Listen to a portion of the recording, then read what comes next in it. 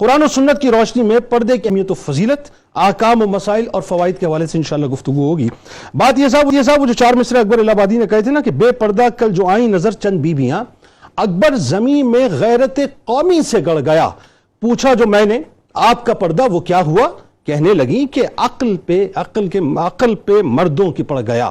فطرت کا تقاضا ہے ناظرین کہ ہر قیمتی چیز ملفوف ہوتی ہے، اسے لوگوں کی نظروں سے بچایا جاتا ہے تاکہ اس کی قدر و قیمت میں کمی نہ ہو۔ یہی وجہ ہے کہ جو چیزیں دکان پہ کھلی رکھی جاتی ہیں اس پر مکھیاں بھن بھناتی ہیں، اور جو اشیاء ملفوف ہوتی ہیں وہ مکھیوں اور کیڑے مکوڑوں سے مکمل طور پر محفوظ ہوا کرتی ہیں۔ ناظرین کرام، بات یہ ہے کہ عورت کی سب سے بڑی دولت اس کی حیا ہے، بلکہ عورت کا دوسرا نام ہی حیا ہے، جسے مغربی ممالک نے عورتوں کے وجود سے نکال باہر کیا ہے۔ یاد رکھیے گا کہ اگر عورت میں حیا نہیں تو پھر وہ عورت نہیں، یعنی عورت ہو ہی نہیں سکتی۔ ناظرین مجھے حیرت ہوتی ہے اس بات پہ کہ آج مغرب میں بیچاری مسلم عورت حجاب اور اسلامی روایات کے لیے مارچ کر رہی ہے۔ یورپ کے بعض ممالک میں حجاب پر پابندی کی ڈیبیٹس ہو رہی ہیں، اور فرانس نے تو حجاب پر پابندی کا مکمل طور پہ قانون نافذ کر لیا، یعنی منظور کر دیا ہے۔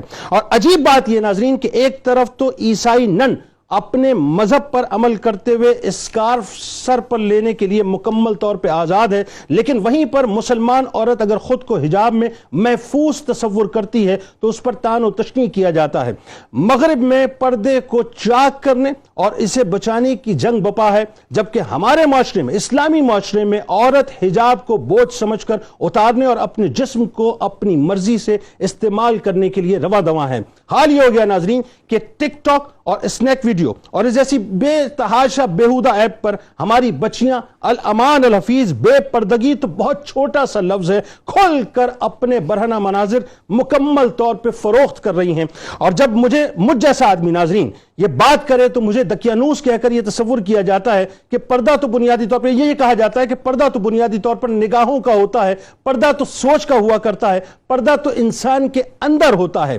اب دلائل کی ان کھوکھلی وادیوں میں گم لوگوں کو کوئی جا کر سمجھائے کہ اگر یہ تصورات کافی ہوتے تو باقاعدہ مردوں اور عورتوں کے لیے نگاہیں جھکانے سے لے کر شرمگاہوں کی حفاظت اور پردے کی آیات نہ اترتی، اور پھر احادیث میں پردے پر کلام کی حاجت نہ ہوتی، اور سرکار دو عالم صلی اللہ علیہ وآلہ وسلم امت کی ماؤں کی تربیت اس حوالے سے نہ فرماتے۔ بدقسمتی ناظرین یہ ہے کہ اسلام نے عورت کو گھر کی ملکہ بنایا، مغرب نے اسے سر بازار رسوا کیا۔ اسلام نے ماں، بہن، بیٹی اور بیوی کی حیثیت سے، یعنی جو اس کا تقدس ہے، اسے مکمل طور پہ بحال کیا، اسے دنیا کے سامنے روشناس کرایا۔ مغرب نے انسانیت کی تمام حدود کو پھلانگتے ہوئے بدکاری اور بہرہ روی کی بدترین بنیادوں پر معاشرے کو، یعنی اس کی ترتیب دے کر اس کو مکمل طور پہ تباہ کر دیا۔ اسلام نے پردے کے احکامات کے ذریعے عفت و عصمت کے آبگینے کی حفاظت کا انتظام کیا، جبکہ مغرب نے عورت کے پردے کو تار تار کر کے، اسے برہنہ کر کے، فار سیل کا ٹیگ اس کے ماتھے پر لگا کر ایک پروڈکٹ بنا کر اسے منڈی میں لا کر کھڑا کر دیا۔ کاش ناظرین، کاش ایک مثال آپ کے سامنے پیش کرنا چاہتا ہوں، اور مثال ایسی ہے کہ آپ کو سن کے حیرت ہوگی کہ صاحب اتنی پیک، اتنا عروج، اتنا مقام، اور کیا عالم تھا۔ آخر میں ذرا سنیے کہ بالی ووڈ کی ایک سپر اسٹار جو اپنی بے باکی اور اداکاری اور خوبصورتی کی وجہ سے کروڑوں دلوں کے اوپر راج کیا کرتی تھی ناظرین، اس کا نام تھا مارلن منرو۔ 1962 میں صرف 36 برس کی عمر میں خودکشی اس نے کی تھی، اور اس نے جو آخری تحریر اپنی لکھی تھی ناظرین، انتہائی عبرتناک تحریر ہے، ذرا سنیے۔ وہ کہتی ہے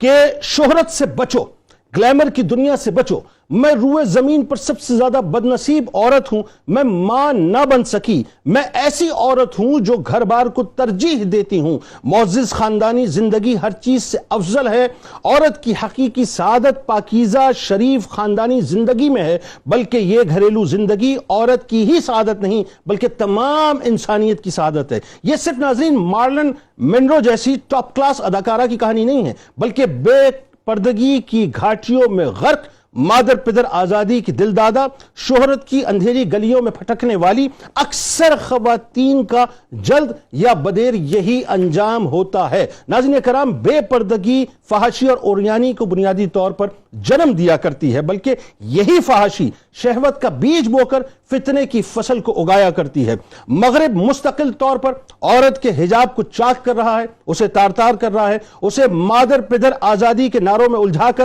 اور حقوق کے نعروں میں الجھا کر اور حقوق کے نعروں میں دلاسے دے دے کر عورت کے بالوں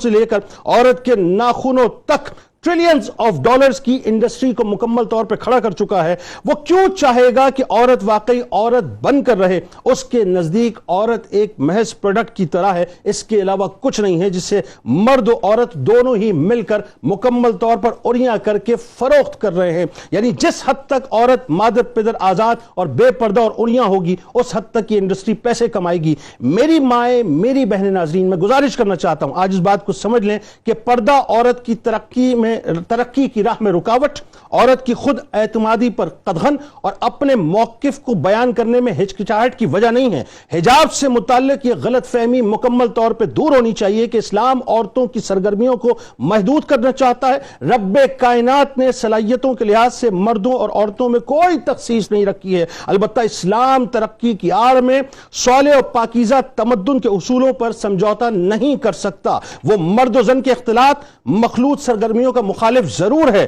لیکن یاد رکھیے گا اسلام ایسے تمدن کا خواہاں ہے جہاں ہر بری اور فحش نگاہ سے عورت کو محفوظ ہی نہیں کیا جائے بلکہ اسے مضبوط بھی کیا جائے۔ اس پاکیزہ تمدن کے اظہار کا اہم ذریعہ ناظرین حجاب ہے، جو عورت کو تکریم دیتا ہے، اسے قیمتی ہونے کا احساس دلاتا ہے۔ اور زندگی کا کون سا شعبہ ہے، مجھے کہنے دیجئے، کہ جہاں آج بھی با پردہ خواتین ترقی کے منازل طے نہیں کر رہی۔ آج